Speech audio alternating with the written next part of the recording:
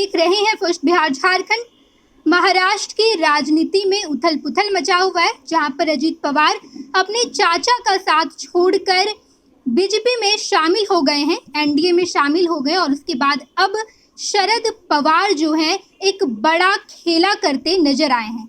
शरद पवार अब अपने भतीजे अजीत पवार पर हमलावर होते नजर आए। उन्होंने अभी अभी एक बड़ा जो है नोटिस लिया इस पूरे मामले को लेकर, और जितने 18 विधायक शरद पवार का साथ छोड़कर एनडीए में शामिल हुए थे, उनमें से 9 विधायक को उन्होंने अयोग्य साबित कर दिया है। उन्होंने अपने दल के 9 विधायक को जो है अयोग्य साबित किया, और साथ ही साथ अब राज्यपाल के पास ये मामला पहुंच गया है और अब ये मामला न्यायालय तक भी पहुंचेगा। हम आपको बताते चलें कि अजीत पवार ने बीते दिन रविवार को शरद पवार की पार्टी यानी कि एनसीपी का साथ छोड़कर बीजेपी में शामिल हो गए, जिनमें से 9 लोगों को मंत्री भी बनाया गया है और खुद अजीत पवार जो हैं डेप्यूटी सीएम बन गए हैं महाराष्ट्र के। हम आपको बताते चलें कि शरद पवार अपने दलों के नेता के साथ बैठक करते हैं और उसके बाद उस बैठक में ये फैसला लिया गया कि शरद पवार जिनके 18 विधायक बीजेपी में शामिल हो गए थे, उनमें से 9 विधायक को शरद पवार अयोग्य साबित कर रहे हैं, उन्हें अयोग्य मान रहे हैं। साथ ही साथ हम आपको बताते चलें कि इससे पहले अजीत पवार ने भी अपने गुटों के नेता के साथ बैठक किया, जिसमें से बीजेपी के कई सारे नेता शामिल रहे, एनडीए के कई सारे नेता वहां पर शामिल रहे, खुद देवेंद्र फडणवीस भी उसमें शामिल थे।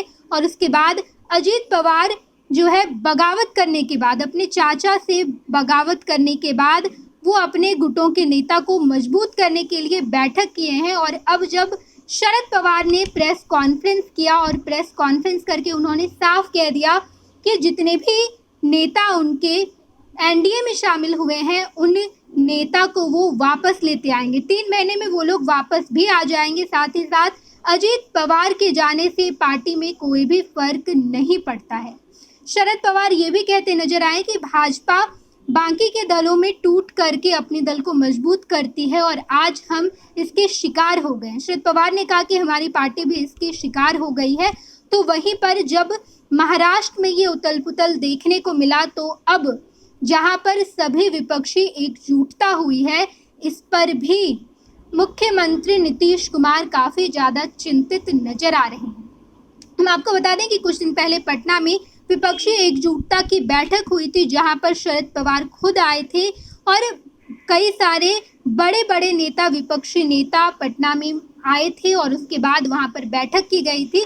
लेकिन अचानक से महाराष्ट्र में ये खेल देखने को मिलता है और अब मुख्यमंत्री नीतीश कुमार यानी कि बिहार के मुख्यमंत्री नीतीश कुमार के साथ साथ विपक्षी एकजुटता के जितने भी नेता हैं, उनकी मुश्किलें बढ़ती नजर आ रही है। इसी बीच हम आपको बताते चलें कि प्रेस कॉन्फ्रेंस करके शरद पवार ने ये सूचना दी थी कि जो अगली बैठक होगी विपक्षी एकजुटता की, वो बेंगलुरु में होगी। ये शरद पवार ने ही कहा था और समय तारीख भी निर्धारित कर ली गई थी। लेकिन जब महाराष्ट्र में बड़ा टूट देखने को मिला, तो अब शरद पवार ने जो ऐलान किया था कि बेंगलुरु में विपक्षी एकजुटता की दूसरी बैठक होगी, उसके समय को भी बदल दिया गया है। जैसे ही ये टूट की बात सामने आई, वैसे ही विपक्षी एकजुटता की जो समय है वो आगे बढ़ गई है। हम आपको बताते चलें कि अजीत पवार बीते दिन रविवार को अपने चाचा का साथ छोड़कर बीजेपी में शामिल हो गए। हालांकि हम आपको बताते चले कि इसकी जो रणनीति है, ये शुक्रवार से ही तैयार की जा रही थी। शुक्रवार को जब नेता प्रतिपक्ष के पद से उन्होंने इस्तीफा दे दिया अजीत पवार ने, उसके बाद से ही ये रणनीति तैयार कर ली गई थी और शरद पवार को इस बात की भनक लग गई थी। हम आपको बताते चलें, जो शपथ ग्रहण करवाना था वो दरअसल आज का था, आज ही शपथ ग्रहण करते अजीत पवार। लेकिन जैसे ही इस बात की खबर शरद पवार को लगी, तो समय जो है वो पहले ही जो है निर्धारित कर लिया गया। सोमवार की जगह रविवार को ही अजीत पवार ने शपथ ग्रहण ली, जिसके 9 विधायक मंत्री भी बने हैं। लेकिन अब जो है शरद पवार अपने भतीजे पर भारी दिखते नजर आ रहे हैं, भारी होते नजर आ रहे हैं और अब उनके 9 विधायक को अयोग्य घोषित कर दिया गया है।